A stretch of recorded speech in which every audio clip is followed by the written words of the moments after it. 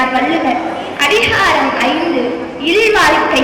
அன்பும் அரணும் உடைத்தாயின் இல்வாழ்க்கை பண்பும் பயனும் அது. நம்முடைய குடும்பத்தில் மகிழ்ச்சி இருந்தால் அது பண்புடைய குடும்பமாக இருக்கும். மேலும் தானத்துடனும் தர்மத்துடனும் வாழ்ந்தால் அதுதான் பயனுடைய வாழ்க்கையாக இருக்கும். அதிகாரம் 6 துணை நலன். தெய்வந்தழான் தொழுகன் தொழுதழுவால் பெய்யன பெய்யும் மழை.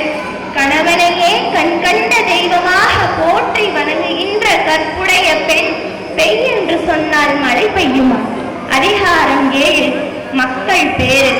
குழல் இனிதே யாழ் இனிது என்பதம் மக்கள் மழலை சொல் கேளாதவர்.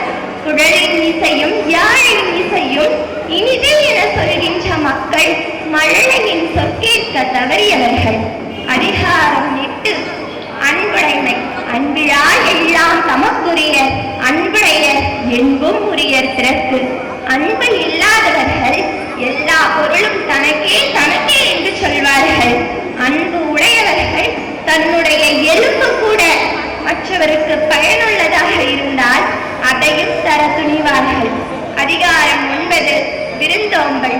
விருந்து புறத்ததா தானுண்டல் சாவா மருந்தெங்கும் வேண்டற் பாற்றென்று.